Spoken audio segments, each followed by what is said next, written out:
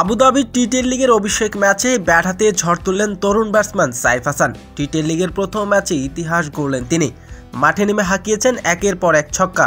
তার marketing batting দেখে হতবাক হয়ে যায় প্রতিপক্ষ বলার। প্রথম ম্যাচেই সাইফ হাসানের ব্যাটিং দেখে মুগ্ধ ক্রিকেট ভক্তরা। আজ আবুধাবি টি-10 লিগে নর্দার্ন ওয়ারিয়র্সের বিপক্ষে খেলতে নেমেছে সাইফ হাসানের দল স্পেন অস্ট্রেলিয়ান্স।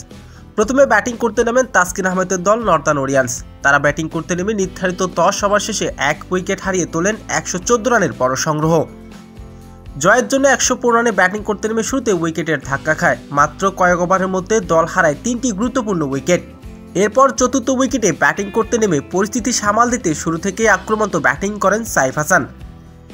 এক ছক্কার পর আরেকটি, এভাবে নর্দার্ন ওয়ারিয়র্সের বোলারদের কোনো সুযোগই দেননি তিনি। তার ব্যাট থেকে এসেছে একটি বিশাল ছক্কা। শেষ মুহূর্তে দুর্দান্ত এক ইনিংস খেলে ম্যাচকে জেতাতে পারেনি তার দল। শেষ মুহূর্তে সাইফ হাসানের ব্যাট থেকে এসে 9 বলে 15 রান, মাত্র 5 রানে হারতে হয়েছে সাইফের দলকে।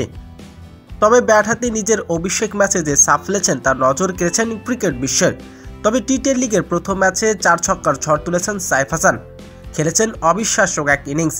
তো দর্শক, সাইফ হাসানের এমন বিধ্বংসী ব্যাটিং আপনার কেমন লেগেছে? দর্শক জানিয়ে দিন আপনার মূল্যবান মতামতটি কমেন্ট বক্সে।